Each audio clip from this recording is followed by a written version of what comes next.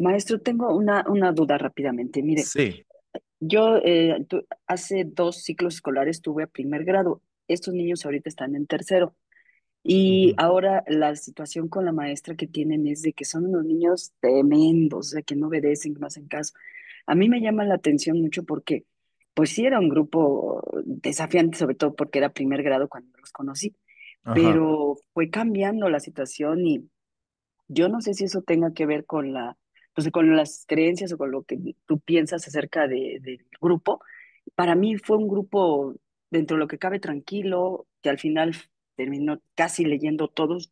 Yo hice lo mejor que pude y solo me faltaron 4 o 5 niños, y algunos ya venían leyendo del kinder, eso también es cierto. Ujú. Pero esto tiene que ver con la forma de ser y actuar del maestro, o sea, nosotros mismos hacemos que esto suceda porque pues sí, Claro. hay que llamar la atención, cuidarlos, hacer que sean lo más importante para ti y no que te pese, o sea, no que lo sufras. Yo creo que al salón se entra con esa actitud, ¿no? De que pues yo voy a hacer lo mejor que pueda y voy a tratar de que ellos aprendan lo más que se pueda. Sí, pues le diste justo a la palabra clave, actitud. ¿Qué es la actitud, Lourdes? ¿Qué es la actitud? La actitud es como las herramientas que tú tienes para enfrentar una situación. Ajá. Y si tú tienes un buen sistema de creencias primero sobre ti mismo, vas a estar listo para tener actitudes positivas hacia los demás. Exacto. Entonces, eso es lo que yo pienso. Bueno, sí, sí, definitivamente estás en lo correcto, pero bueno, bueno, no hay pero. Si nos vamos a la definición, ¿verdad? La actitud viene siendo la buena o mala predisposición que tienes para hacer las cosas. Buena o mala, porque podemos entrar con una buena actitud a nuestra aula de clases, como podemos entrar con una mala actitud, ¿verdad? Obviamente también tiene que ver este sistema de creencias que genera, que es parte de tu identidad como persona. Eh, Ahora que en este comentario que nos haces, Lourdes, me reflejé perfectamente en una etapa de mi educación cuando estaba jovencito, que estaba estudiando una carrera y me acuerdo que entraba a una materia que me causaba mucho estrés y yo creo, no sé si aquí a algunos les pase lo mismo con las materias que son densas o que son complicadas como son matemáticas. En mi caso, yo aborrecía las matemáticas. ¿Por qué? Porque me traían recuerdos de castigos, de que me ponían a estudiar, de que no podía salir a jugar. Y entonces ya de adolescente me toca un maestro que me va a dar matemáticas y que aparte tiene una mala actitud. Este maestro llegaba y para empezar ni se sabía nuestros nombres, al contrario nos ponía sobrenombres, siempre nos estaba agrediendo, siempre nos estaba haciendo comentarios negativos y entonces yo contaba el tiempo, a mí se me hacía eterno los 45, 50 minutos que teníamos de clase con él. La hora que teníamos con él a mí se me hacía eterna. Yo pasé esa materia con un 7 así como de panzazo, ¿me entiendes? Así como de que pasé porque Dios era muy grande. Y pasa que al siguiente semestre nos toca seguir o continuar con la materia que continuaba por ejemplo, teníamos, esa era como matemáticas 2 y seguía matemáticas 3 por decirlo de alguna, por poner bien el ejemplo, por darle más coherencia al ejemplo. Y yo pues estaba de nuevo renuente, ¿no? Diciendo, ay, no, otra vez matemáticas y donde nos toque este maestro otra vez, ¿cómo le voy a hacer? Muy apenas sobreviví con él un semestre y luego otro semestre. Y para sorpresa y beneficio y alegría de todo el grupo, nos tocó otro maestro que nos iba a dar matemáticas 3 incluso más difícil que las anteriores matemáticas, pero este maestro era completamente diferente, tenía una actitud completamente diferente. Para empezar, este maestro, en cuanto llegaba, ya que nos conocía, ¿verdad? Que se presentó y lo empezamos, siempre te hablaba por tu nombre, siempre. Y luego, cuando iniciaba la clase, él iniciaba con una pequeña reflexión. Él se llevaba una reflexión apuntada y nos leía una reflexión. Y yo recuerdo que al principio decía, como no me gustaban las matemáticas, decía que a toda madre. O sea, va a llegar y te vas a aventar una reflexión de unos 7 8 minutos. Son 10 minutos que no voy a tener nada que ver con las matemáticas. Yo decía, ay, pues por lo menos ya son 10 minutos donde no voy a escuchar matemáticas. Pero conforme iban pasando el semestre, esa forma de pensar fue cambiando, porque yo decía, mira, este maestro le dedica tiempo a buscar este tipo de reflexiones y aparte son reflexiones que te hacían pensar y que lo necesitabas mucho en esa etapa adolescente y que ese maestro pues te saludaba incluso cuando no era clase, que te lo topabas fuera, hola Melesio, ¿cómo está? ¿No? ¿Qué onda, profe? Y entonces mi actitud, tanto la actitud de él hizo cambiar mi actitud y entonces dije, no, pues si este maestro le echa ganas, si este maestro me está dando todo esto, pues yo tengo que corresponderle. O sea, sí, ahí está esa magia de la actitud, de los procesos psicológicos, de las neuronas espejo, de identificar todo eso. Y ya cuando terminó el semestre, pues yo pasé con 9.5 o casi el 10 y entonces dije, claro, cuando hay un ambiente rico, emocionante, donde no te sientes atacado, donde te sientes comprometido porque la persona está comprometido, cambia todo, cambia el ambiente, cambia el grupo, cambia todo.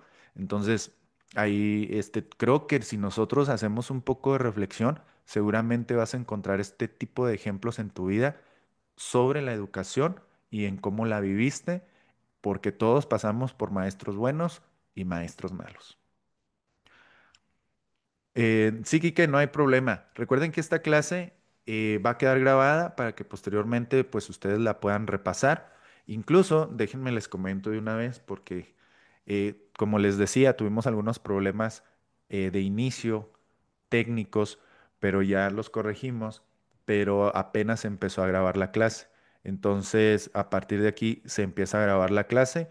De todos modos, quiero que sepan ustedes que esta clase la vamos a volver a retomar en algún momento y vamos a estar repitiendo estos temas para que nosotros pues los vayamos interiorizando y los vayamos aplicando. Un leve repaso hasta ahorita es que hemos visto lo que es la plasticidad cerebral, la neurogénesis, que la principal diferencia de la plasticidad cerebral como de la neurogénesis es que uno corresponde a los hábitos de vida, que es la neurogénesis, las buenas acciones que tenemos en nuestro día a día, como alimentarnos bien, dormir bien, bajarle al estrés, hacer ejercicio. Y la plasticidad es esa constancia que generamos en lo que queremos aprender. ¿Ok? Muy bien, entonces ya vamos a continuar con el siguiente punto. Vamos a dar clase hasta las 12 aproximadamente, así es que vamos a ver hasta dónde llegamos con este tema.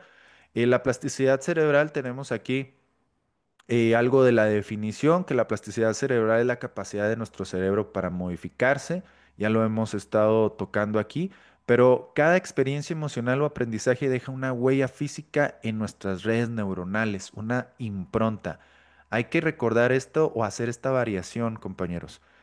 Hay huellas psicológicas que también se generan a través de conexiones neuronales, ¿ok? Pero también, pues también cada vez que aprendemos una letra o que aprendemos un instrumento, se generan conexiones neuronales y se hacen modificaciones en nuestras neuronas. Entonces, esto pasa en el sentido de aprender habilidades específicas como en la percepción de nuestra realidad o de nuestro entorno. Tú eres, si en algún momento vas y te presentas con alguien más y te dicen, ¿a qué te dedicas? Tú dices, yo soy maestro, o yo soy maestra, o yo soy psicólogo. Esto es parte de tu identidad. No vas a decir, pues, ay, de repente voy a la docencia y pues ahí soy, doy clases, unas cuantas clasecillas. No, tú dices, yo soy maestro, porque es tu identidad. Igual, ¿verdad?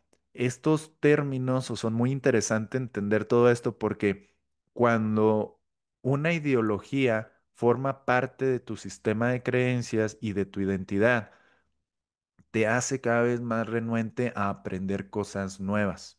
Y esto lo veo también que afecta mucho en el campo educativo.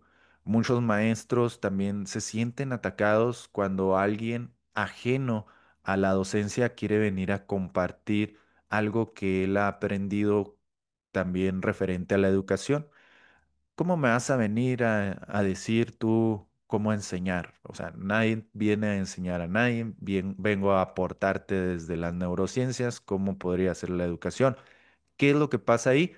Hay un sistema de creencias que está arraigado en esa persona y que siente que si yo voy a irle a tumbar su ideología sobre cómo enseñar, pues se va a quedar sin identidad. ¿Sí me explico con este tema? Eso hay que tener mucho cuidado. El día de mañana, si viene alguien y me dice a mí, no, mira, la neurociencia ya está obsoleta porque aquí están las pruebas de que el órgano más importante del ser humano es el corazón o es el estómago, que por cierto hay investigaciones interesantes. Entonces hay que tener esa apertura de decir, ah, ok, esto puede generar nuevos cambios en mi forma de pensar, me puede aportar, ok, lo voy a tomar. Obviamente haciendo la investigación y haciendo el análisis correspondiente. Esto es también para que nosotros nos nutramos en ese sentido y lo podamos aterrizar en nuestro campo cotidiano, en nuestra vida cotidiana. Dentro de la neurobiología y cómo lo vamos a poder visualizar todo esto también de una forma más técnica, pero también más comprensible, ¿verdad? Dice que se usan o se pierden. Las neuronas se usan o se pierden. Desde que nacemos, cuando ya venimos a este mundo, casi podríamos decir que venimos con la cantidad de neuronas que necesitamos para toda nuestra vida. Actualmente se tiene el estudio de que en nuestra masa gelatinosa llamada cerebro hay un aproximado de 86.000 millones de neuronas. Todas esas neuronas se conectan cada vez que aprendemos algo, cada vez que ejecutamos un pensamiento, cada vez que estamos en interacción en un medio ambiente. Hay dos eventos muy interesantes en nuestra vida, en nuestro desarrollo. En la infancia, desde que nacemos, como lo mencioné, ya contamos con una gran capacidad neuronal. Sin embargo, estas neuronas, muchas de ellas están inmaduras y aún no cumplen una función como tal. Pero piensa en todas esas habilidades que aprendiste desde que saliste del vientre de tu madre hasta los 6 años. ¿Cuántas cosas no fueron cambiando? Empezaste a balbucear y luego a generar tu primera palabra y luego comenzaste a gatear y ya dejaste de gatear y empezaste a caminar y luego pronunciaste una palabra bien, correcta y así sucesivamente si nos vamos a entender cómo ha sido nuestro desarrollo, ha estado cambiando gracias a la cantidad de experiencias que empezaste a sentir y a vivir. Y hay un umbral donde cerca de los 6 años, pues dejas de hacer muchas cosas que dejabas de hacer cuando eras un infante, ¿verdad? Cuando eras un pequeñuelo, cuando eras un bebé. Ya no gateas, ya no balbuceas, ya no haces ese comportamiento de un bebé. Entonces esas neuronas, pues se podan, que se le llama una sinaptogénesis exuberante, es una poda estratégica que el cerebro realiza para fortalecer las neuronas que se van a estar trabajando en la siguiente etapa. Y esa es una etapa muy importante, muy interesante, porque, mira, aquí lo comento, aquí está, me dice, en la infancia las experiencias multisensoriales, el juego y la seguridad emocional son la base del desarrollo. Un bebé, un niño de 0 a 6 años que no tiene un cobijo o una protección emocional, es muy probable que genere improntas emocionales negativas. Hay registros, por ejemplo, se me viene a la mente ahorita recordar la situación de madres embarazadas que estuvieron en un ambiente caótico de guerra en el Medio Oriente. Estas madres fueron rescatadas y fueron a dar a luz en lugares seguros, pero estas ya habían pasado por situaciones muy complejas y caóticas, pues en medio de una guerra.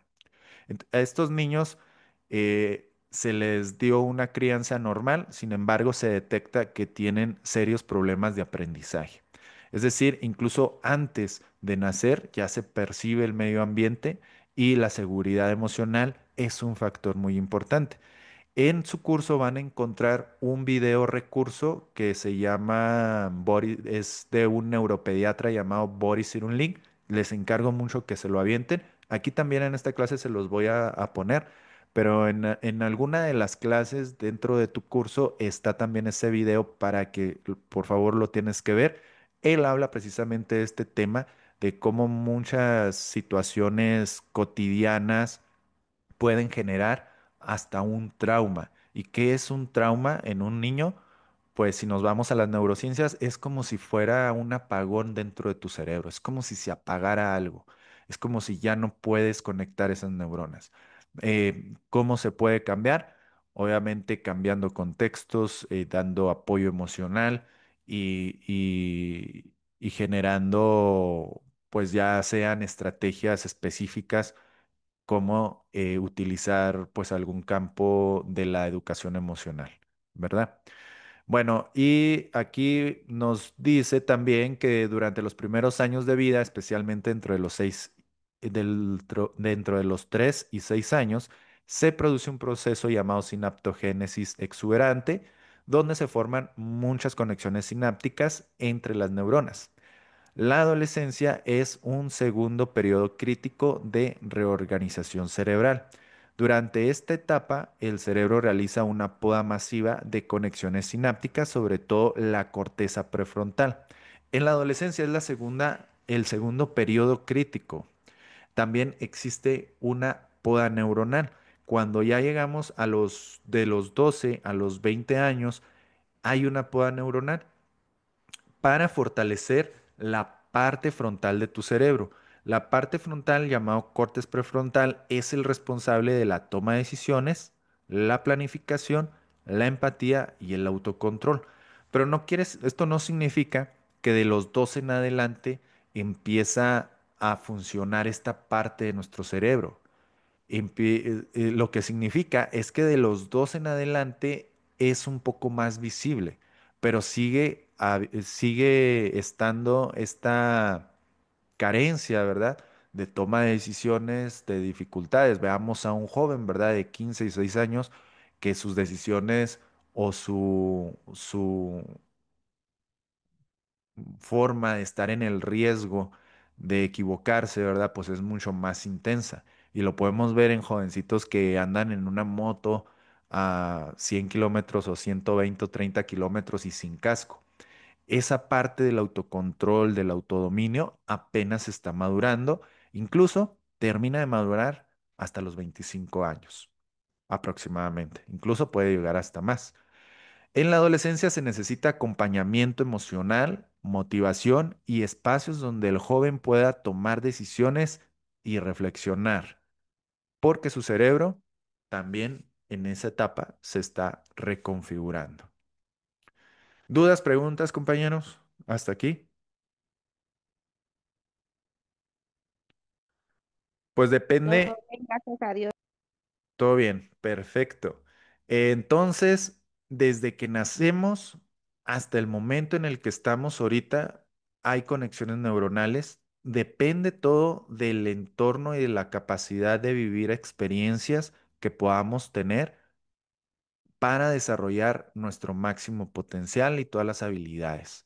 Aquí también interfiere los procesos psicológicos, mis sistemas de creencias, mis costumbres arraigadas por otras personas, mis contextos y todo lo que envuelve a un ser humano. Y tenemos ese poder adaptativo, experiencias tempranas que contribuyen a la formación de circuitos cerebrales y por algo este señor es el padre de las neurociencias. Santiago Ramón y Cajal fue una figura destacada que combinó la ciencia y el arte. Este señor, por medio de este microscopio viejo que se ve aquí, antiguo, fue el primero que dijo esto es una neurona y en esta parte de la neurona hay espinas dendríticas. Yo pienso, yo deduzco que por aquí es donde se conectan y se comunican las neuronas. Este señor, por allá en el siglo XVII, a finales del siglo no, XIX, a finales del siglo XIX, fue el primero que hizo esta observación y este aporte científico que hasta la fecha es un dato científico que es la base del aprendizaje del ser humano. Y como luego digo, cuando estudias algo tienes que aplicarlo. Tienes que, tienes que ser ese ejemplo de lo que estás estudiando. Este señor es el padre de las neurociencias por eso, porque él dijo que nosotros tenemos la capacidad de aprender lo que queramos. Somos los arquitectos de nuestras vidas. Entonces, este señor no solo se dedicaba a hacer estudios científicos, hacía arte, era fisiculturista, se dedicaba a hacer charlas constantemente, entregado al deporte, a la literatura. Entonces, él entendió que entre más cosas tuviera en su alrededor, en sus contextos, él iba a aprender más cosas. Y él lo supo porque él vio esas neuronas y dedujo que tenían esa forma de esa capacidad de comunicarse y entonces él aplicó lo que él aprendió. Su pasión por explorar diversas áreas del conocimiento lo convierte en una figura notable en la historia. Ese es Santiago Ramón y Cajal. Y bueno, aquí pues ya están de nuevo la imagen A y la imagen B de dos dendritas, una ya con el aprendizaje consolidado y la otra pues que aún requiere de tiempo para consolidar el aprendizaje. Y bueno, la neurogénesis, como ya lo habíamos comentado, no es solo, la principal diferencia es que la neurogénesis al igual que la neuroplasticidad, son hábitos, pero la neurogénesis se tiene que mantener en el tiempo. Son hábitos de vida. Son hábitos de aprender a liberar o a desestresarse. Docentes, no permitan la despersonalización. Uno de los principales temas o una de las cosas que más le duele al educador es el burnout, el sentirse quemados. ¿Por qué? Porque hay una despersonalización. Resulta que los educadores, al tener siempre un constante em, acercamiento, un trabajo donde un trabajo muy humanista, donde está en contacto con colegas, con obviamente alumnos y padres de familia, pues hay una interacción emocional, hay intercambio, hay resolución de conflictos, entonces hay mucho compromiso por parte de su trabajo y esto puede llegar a provocar lo que llamamos la despersonalización o el burnout, que es prácticamente entregarse en exceso a su trabajo y descuidar su vida personal. Esto provoca pues hábitos de vida negativos, es decir, una sobrecarga de estrés, donde pues al último termina por fastidiarse o cansarse de estar desarrollando esta profesión que en un momento le encantó, que es la docencia, pero al sentirse quemado o despersonalizado, pues termina por fastidiarse o aburrirse o incluso hasta odiar esta actividad que tanto le gustaba. Entonces, hábitos de vida, ¿qué son? Pues promover nuestra creación de neuronas, tener momentos para nosotros, para bajarle al estrés, tener un buen horario, una higiene para dormir, no dormir con el celular, tener un horario de dormir y de despertar, descansar en realidad, alimentarnos sanamente, evitar las grasas saturadas, buscar alimentos nutritivos, buscar todo lo que pueda provocar una gran nutrición incluso a nuestro cerebro, como viene siendo los aceites los aceites de pescado, que es el omega, este, bueno, incluso hay una serie de alimentos que son muy nutritivos para nuestro cerebro. Ahí en el curso también creo que se los compartí, pero uno de los más famosos es el omega, ¿verdad? El omega 3. Una buena alimentación y también el ejercicio. El ejercicio incluso es importantísimo para educadores y obviamente para nuestros alumnos. Por ahí creo estaban tratando o escuché algo de que querían bajar el tiempo del receso y para mí es una tontería eso. Y bueno, no solo para mí, sino las neurociencias nos dicen que el ejercicio y el movimiento es indispensable para el aprendizaje, porque cuando nosotros generamos movimiento, se genera una proteína. Ah, miren, creo que aquí está una proteína llamada BDNF.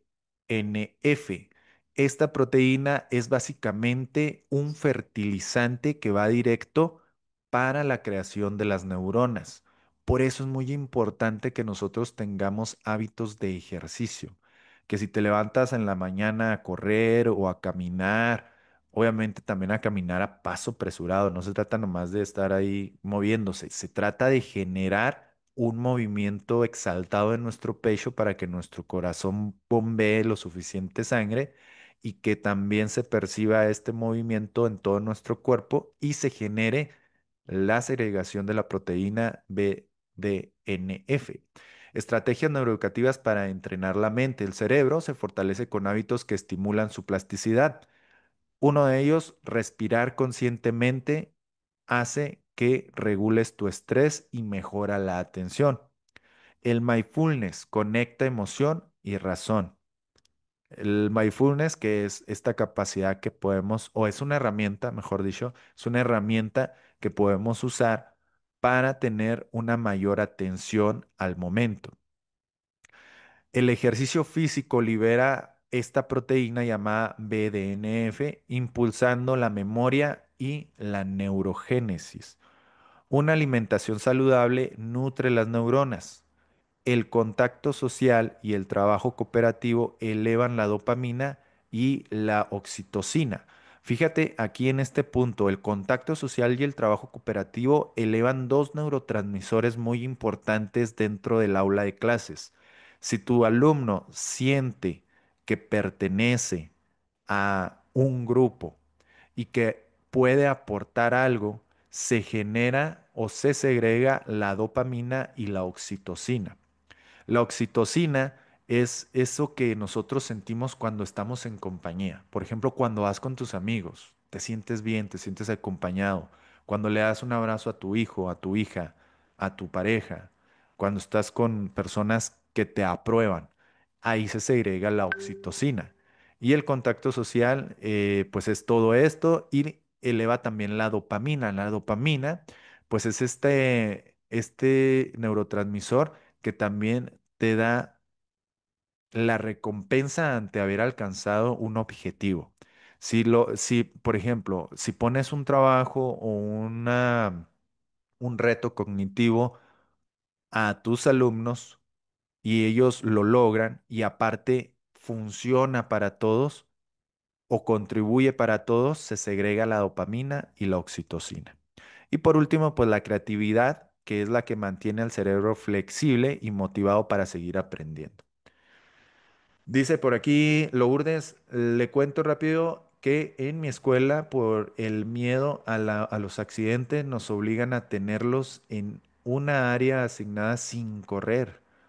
¿Cuánta falta le haría a mi directivo tomar este diplomado? Sí, y es que mira, también nosotros, bueno, yo les digo, este contenido es para ustedes, pero es muy importante que también hagan este trabajo de difusión, que lo comentes con tus compañeros, con tus colegas, que les recomiendes un video, mira, ve este video, mira, chécate esto. Es también una manera, yo a esto le llamo, yo no soy neurocientífico, soy un divulgador de las neurociencias, pero trato de hacerlo siempre de manera responsable porque también hay que tener cuidado con qué estamos compartiendo, ¿verdad? Porque estamos en una era donde la información sobreabunda y mucha información puede ser equivocada, que ya llegaremos en algún momento a ese tema de los neuromitos, que son la principal queja que hay dentro de la educación, de que muchas veces adaptamos un conocimiento creyendo que nos va a aportar, pero pues puede ser que incluso vaya a hacer todo lo contrario, ¿verdad? Que nos aleje de poder aportar. Pero sí es muy importante pues acercarnos a todo este contenido y poderlo divulgar de manera responsable. Muy importante, es científicamente, yo creo que es el dato más científico de lo científico, que el ejercicio es indispensable y es muy importante para el ser humano. Es esta proteína del BDNF, un fertilizante para que nuestras neuronas que se están formando por medio de la neurogénesis se fortalezcan más rápido y tengamos mayor posibilidad de aprender nuevas cosas. Entonces, ahí está el dato, hay que tomarlo muy en cuenta. Y bueno, pues aquí está este tema también de la neurogénesis, tal y como lo vimos. Y aquí viene un tema ya para cerrar, porque sí se nos hizo un poquito tarde. Hay una observación, la observación científica que nos la comparte pues, este campo o este mundo de la ciencia. Como todos sabemos, pues ellos también se valen de ciertos animalitos para hacer experimentos y poder aprender mejor o aplicarlo después en los seres humanos. Hay un evento, un experimento donde se le aplicó un cautiverio a unos conejos para que ver cómo era su comportamiento. A dichos conejos se les puso en una jaula sin muchas experiencias, sin mucho que hacer, y entonces estos conejitos se observó que enfermaban más rápido, se les encontraba con mayor desánimo, e incluso morían más rápido. Al contrario de otro grupo de conejos que se les dio muchas experiencias en su lugar donde estaban, tenían más actividades que hacer, y estos otros conejitos pues simplemente la pasaban súper bien. Y esto también lo aportó Darwin desde el 71. Escribió que los conejos que se criaban encerrados en jaulas tenían cerebros entre el 15 y el 30% más pequeños que los que eran criados en libertad. Algo muy similar pasa con nuestros niños. También los niños que han sido gravemente desatendidos durante una fase temprana de su desarrollo poseen cerebros más pequeños y arrastran limitaciones a nivel intelectual. El ejemplo que les comentaba, ¿verdad? De la señora, de las madres que tuvieron a luz, que tuvieron a sus hijos en un mundo caótico, se demostró que sus pequeños o que estos chicos pues mostraban mayor dificultad para el aprendizaje. Hay un caso extremo muy interesante que también se los voy a compartir rápidamente por aquí, y se llama el caso de Jenny, la niña salvaje. Demuestra cómo la falta de estimulación en los periodos críticos del desarrollo puede generar graves consecuencias, tanto físicas como psicológicas. Esto resalta la importancia de una adecuada estimulación temprana para evitar secuelas negativas en el desarrollo cognitivo y emocional. Este es un caso muy puntual donde respalda muchos términos de la psicología, como viene siendo las neuronas que no se utilizan, se van. Pero si se siguen utilizando, aunque ya estés viviendo otra etapa de tu vida, estas se fortalecen y va a ser muy complicado que puedas tener de nuevo las habilidades que te corresponden a la etapa. Vamos a ver este video, creo que dura unos 4 minutos, 5 minutos. ¿Sí lo En escuchan? 1970, en un tranquilo ¿Sí escuchan? suburbio de Los Ángeles, Sí, maestro. salió a la luz una Perfecto. historia desgarradora que cambiaría para siempre la comprensión del desarrollo del cerebro de los niños. Una trabajadora social descubría a una niña de 13 años que seguía usando pañales y que gemía como si fuera un animal. Estaba claro que había algo que iba terriblemente mal. No hablaba, estaba muy desaliñada, apenas podía caminar, apenas podía mantener el equilibrio. Ginny, como llamaron a la niña, había sufrido una experiencia terrible. Con el tiempo, gracias a entrevistas con su madre y a algunos dibujos que había hecho Ginny, supimos que la habían tenido aislada en una habitación en la parte de atrás de la casa. En aquella habitación había un váter al que había estado atada, sin ropa, desnuda, y la habían dejado allí sentada día y noche. Pasó en aquella habitación 12 años y medio. El padre de Ginny era mentalmente inestable. Había decidido esconder a su hija del mundo. Señor Wiley, Sí. ¿por qué dejó a su hija metida en una habitación? El señor Willy no hará comentarios. No haré comentarios. No hemos tenido tiempo para hablar de la acusación ni para ver los cargos. Los padres de Ginny fueron acusados de abuso infantil. 15 minutos antes de declarar en el juicio, el padre de Ginny se suicidó de un disparo. Pero el daño a Ginny ya había sido hecho.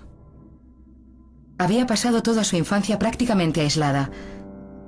Su cerebro había sido privado de un entorno enriquecedor y había crecido en soledad. Las repercusiones fueron devastadoras. Ginny tenía la edad mental de un bebé de 18 meses. Era incapaz de hablar. Sin embargo, para la ciencia, aquello representaba una oportunidad única, la posibilidad de separar las influencias de la naturaleza y de la educación en el cerebro de un niño. La gran pregunta era, ¿sería capaz Ginny de recuperar el tiempo perdido? Susie Curtis era una joven lingüista cuando consiguió el trabajo de cuidar a Ginny 5 días a la semana. ¿Para quién es? Era difícil estar con ella. No sabía tragar muy bien, así que salivaba y escupía, por lo que yo llegaba a mi casa empapada de saliva. Había muchas cosas que eran muy difíciles y desagradables, y sin embargo ella era verdaderamente encantadora. Su forma de mover las manos, su forma de mover el cuerpo y la cara. Sus ojos parecían increíblemente expresivos, como si tuvieran un mundo dentro. Susie no tardó en descubrir que Ginny era muy inteligente y extremadamente curiosa por todo. Yo tenía muchas esperanzas porque era verdaderamente insaciable. Ginny quería saber cómo se llamaba todo y daba por hecho que todo tenía su propia etiqueta, que cualquier matiz de un color tenía su propia etiqueta, así que se propuso aprender la etiqueta de todo lo que había en su mundo. Oscuro. Sí, oscuro, sí. Siguió desarrollando un vocabulario muy amplio. Ya no pude seguir la pista de lo que sabía y después empezó a ser capaz de hilvanar palabras. Comprar salsa de manzana al supermercado o comprar más salsa de manzana al supermercado, que significaba compra más salsa de manzana en el supermercado. En el cuaderno. Enséñame el cuaderno. En el cuaderno.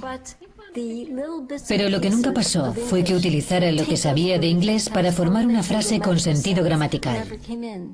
Pronombres interrogativos, quién, qué, dónde, por qué, cuándo, nunca los aprendió. Pronombres como él, ella, ello, ellos, le, la, no los asimiló. No estaban en su vocabulario. Ahí tienes, ahora ponlos dentro. Y por eso, a pesar de todos los años que pasé con ella, en los que vi grandes mejorías en otras áreas, nunca aprendió la gramática inglesa. Ginny nunca comprendió las reglas fundamentales del lenguaje. Su cerebro se había saltado una fase crítica de su desarrollo. En los primeros años de vida, el principal trabajo del cerebro es asegurarse de que todas las neuronas están funcionando correctamente. Sorprendentemente, no es una simple cuestión de establecer conexiones, sino de cortarlas. El número de conexiones entre neuronas de un niño es el doble que el de un adulto y están revueltas, de forma caótica. Para funcionar correctamente, el cerebro debe decidir qué conexiones quiere conservar y qué otras quiere interrumpir. Es necesario comprobar trillones de conexiones, así que el cerebro utiliza una regla tajante pero muy eficaz. O la usas, o la pierdes. Puesto que los padres de Ginny apenas habían hablado con ella, las partes de su cerebro que son responsables de la gramática no estaban estimuladas y habían quedado agarrotadas para toda la vida. La historia de Jenny no tuvo un final feliz. Pasó por muchas casas de acogida. Abusaron de ella en una y ella dejó de hablar totalmente. Ahora vive en un centro para adultos en California. La experiencia por la que pasó Jenny fue extrema, pero su caso le enseñó a la ciencia que cuando una ventana crítica del desarrollo cerebral se cierra, ya no hay marcha atrás.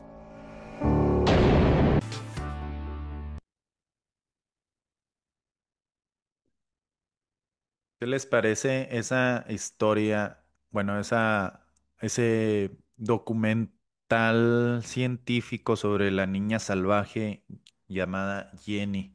Qué interesante, ¿no? Ver cómo pues hay periodos importantes en nuestras vidas y que no pueden ser desatendidos. Y bueno, volviendo a lo que se genera en nuestro cerebro conforme a nuestros aprendizajes, tenemos las improntas. Jenny pasó por diferentes periodos donde no tuvo una estimulación correcta y por ende ya nunca pudo aprender algo que debería de haber aprendido.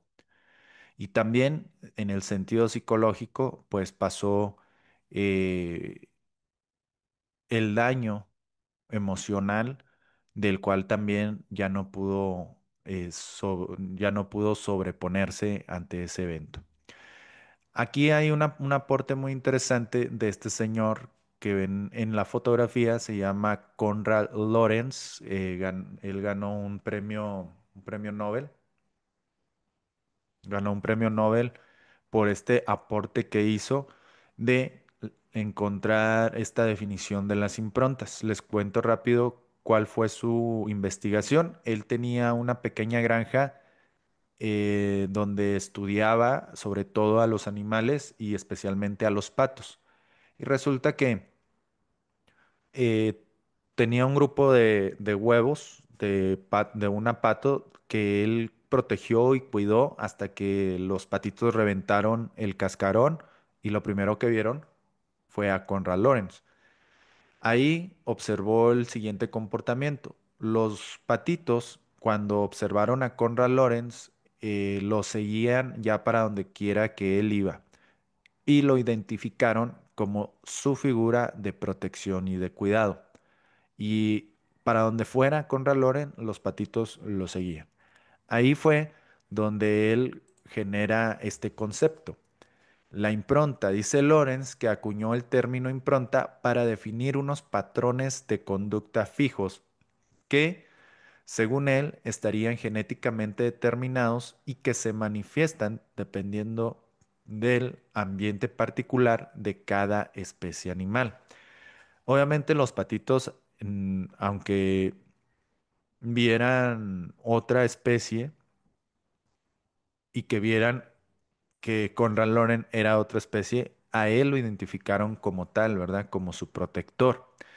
Y Conrad Loren, junto con Nico Timbergen, no solo establecieron el concepto de improntas, sino que añadieron el periodo sensible, el llamado o el término llamado periodo sensible, también conocido como periodo crítico, como el tiempo o ventana en que esas pautas de comportamiento aparecen en unos y no en otros. Es decir, igual como vimos en el ejemplo de Jenny, la niña salvaje, y conforme hemos también recorrido en esta clase, hay momentos de podas neuronales, hay etapas importantes en el desarrollo de nuestra vida, donde esos ambientes y esas estimulaciones tienen que darse en nuestras experiencias para que se generen nuevas conexiones neuronales y posteriormente seamos personas funcionales en cada una de nuestras etapas. Cuando se privan de esas experiencias, imagínate cómo, bueno, no imagínate, acordémonos qué es lo que le pasó a Jenny, la niña salvaje, que duró casi toda su infancia sentada en un baño, donde ahí tenía que hacer sus necesidades, es decir, ella nunca aprendió a ir al baño. Era una niña de 14 o 13 años que tenía las conexiones neuronales de un bebé. ¿Por qué? Porque no tuvo esa exposición a nuevas experiencias. Entonces esas neuronas siguieron funcionando y no tuvieron esa poda y por lo tanto sus posteriores etapas pues se perdieron. Pero también hay improntas emocionales, improntas de dolor, improntas que se quedan a causa de experiencias que se recolectan o que pueden llegar incluso de manera inesperada. Así como cuando te expliqué lo que pasaba con la avispa cazatarántulas, de cómo a lo mejor hasta un simple comentario puede llegar a generar una mella importante en el comportamiento de las personas. Una impronta es un término usado en psicología y etología que describe cualquier tipo de aprendizaje ocurrido en cierta frase, en cierta fase crítica, ya sea en una edad o etapa de vida particular, que es rápido y aparentemente independiente de de la importancia de la conducta. Una impronta tiene tres elementos. Ahorita lo mencionábamos por medio de ese evento visible de la avispa cazatarántulas. Pero, ¿cuáles serían o cómo podríamos identificar esos tres elementos de forma psicológica que generan una conducta o que provocan un aprendizaje inconsciente para que posteriormente se forme parte de su vida? Y es un momento, una interpretación de ese momento y la carga emocional de ese evento. Aquí regularmente pongo el mismo ejemplo porque es un ejemplo muy sencillo que podemos aterrizarlo. Vamos a suponer lo siguiente. Un padre de familia va a una tienda con sus dos hijos. En los brazos trae a su hijo de escasos 3 años y de la mano trae a su otro hijo de unos 5 o 6 años. Entran a la tienda, imagínense esa escena que pasa muy cotidianamente. El niño de 3 años estira la mano y señala un chocolate. Y el papá pues se esculca y resulta que trae una moneda y lo compra. Ah, deme ese chocolate y se lo da a su hijo. El niño de 5 años observa esa escena, ese momento, y él también exige su chocolate, ¿verdad? Porque él, si le dan a a su hermanito, él también. Vamos a magnificar esta escena, pues para poder distinguir cómo podría crearse una impronta. El papá le recrimina y le dice, no, a ti ya te compré, ayer te compré muchas chucherías, ya no vas a comprar y que quién sabe qué. Y el niño exige su chocolate, el niño de 5 años pide su chocolate. Y entonces el padre, con poca educación emocional, se enoja con el otro niño, con el niño de 5 años, lo saca a empujones de la tienda, incluso le da hasta una nalgada y le dice que no esté de llorón y le recrimina, ¿verdad? Un padre con poca educación emocional. Y bueno, haciendo la escenificación de esto, aquí hay un momento y hay una interpretación de ese niño y también hay una emoción. Por ejemplo, él pudo haber interpretado: mi papá a mí no me quiere, por eso no me da chocolate. Y esa interpretación va cargada con una emoción, ¿verdad? Una emoción de tristeza, de coraje, de miedo, emociones displacenteras a causa de lo que él vivió. Entonces, el papá incluso hasta hace una pequeña reflexión y dice, ay, no me habré pasado. Y pasan 2, 3 horas y el ratito lo ves jugando como si nada al niño. Y dice, no, no pasó nada. Y ahí empieza la interrogante. ¿En realidad no pasó nada? ¿En realidad no fue algo que se haya quedado ahí guardado en su inconsciente? Vamos a seguir con ese ejemplo y veamos la vida de ese niño en su etapa adulta, cuando de pronto se encuentra buscando trabajo y no encuentra y no encuentra y de repente encuentra un trabajo, pero después lo deja porque él dice que no se lo merece o batalla para encontrar a una persona que comparta la vida con él y cuando la encuentra dice, no, es que esa persona es mucho para mí o simplemente se da cuenta de que en su vida no le va bien.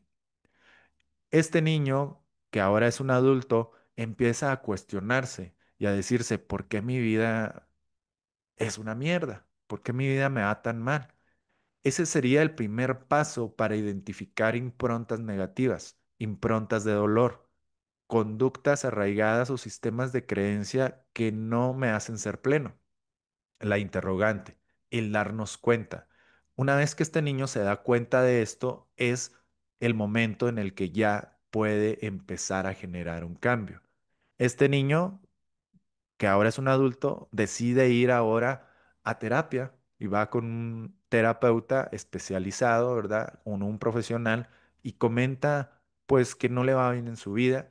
Empiezan a observar cuáles fueron eventos importantes que a lo mejor marcaron un sistema de creencias en él.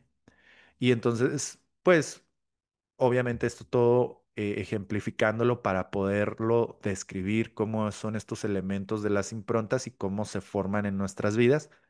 Ahora, el terapeuta le dice, bueno, puede ser que ahí encontremos una impronta de dolor o un evento que te haya hecho cambiar una forma de pensar y que adoptes ese pensamiento y por lo tanto tienes esa conducta.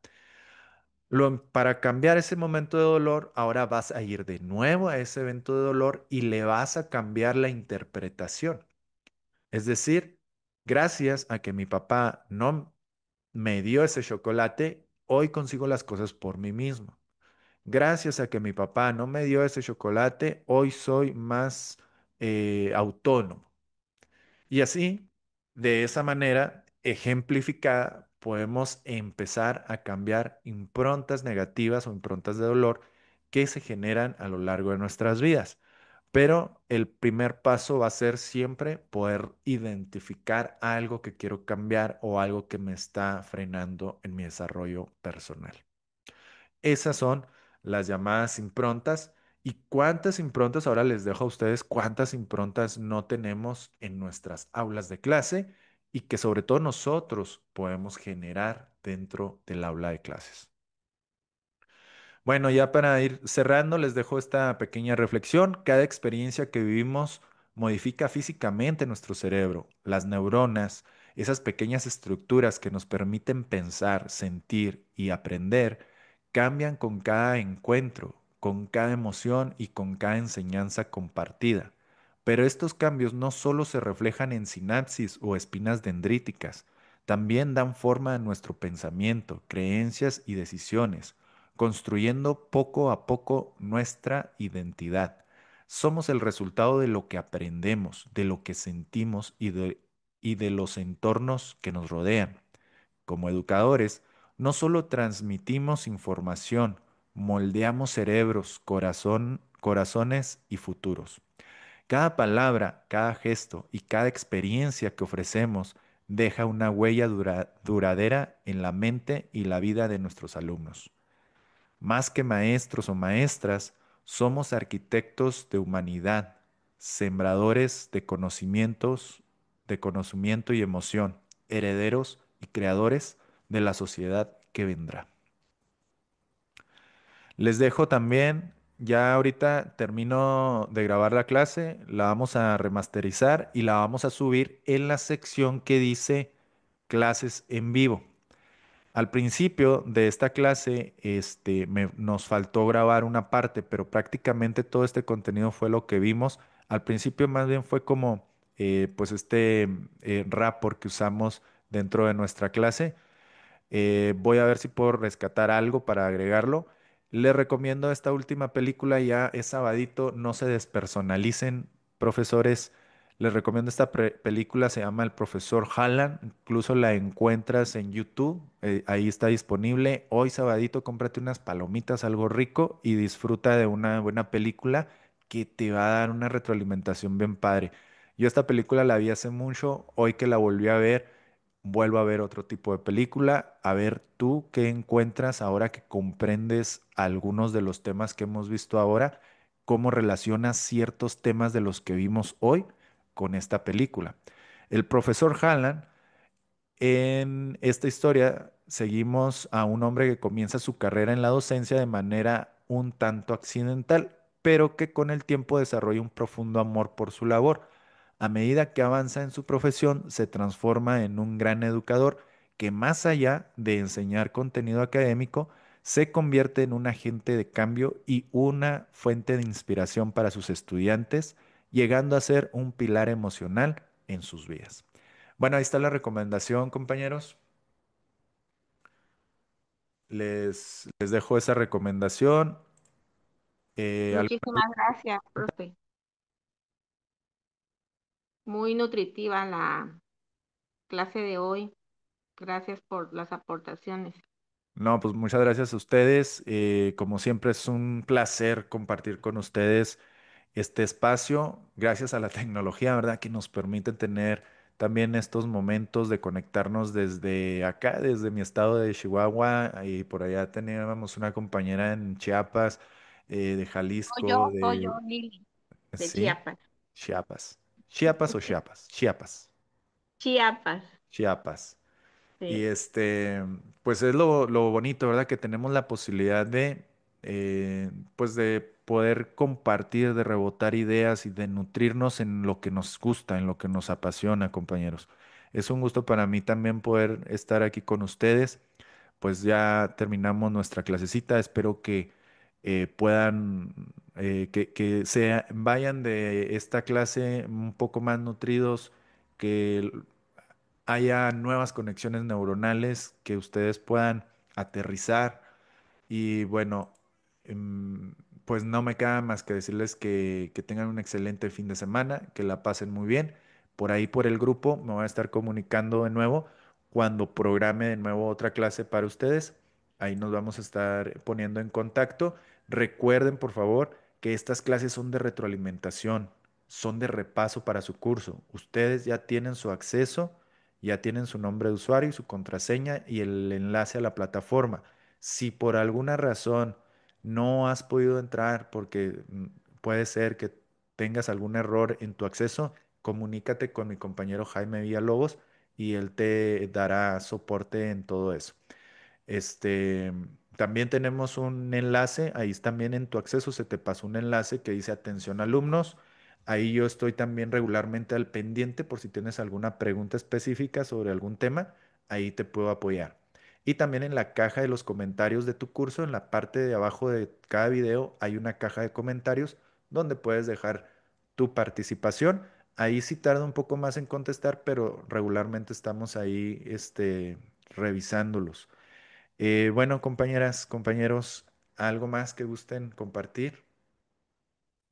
Pues solo agradecerle, maestro, y gracias a mis compañeros, y pues a seguir aplicando y todo lo que aprendemos, como usted dice. Gracias por todo. No, pues muchas gracias a ustedes. Espero vernos pronto. Por ahí programamos la nueva intervención que vamos a tener. Y bueno, pues un gusto, como siempre, coincidir con ustedes, maestros, maestras. Nos vemos pronto. Que tengan un excelente fin de semana. Hasta luego. Adiós.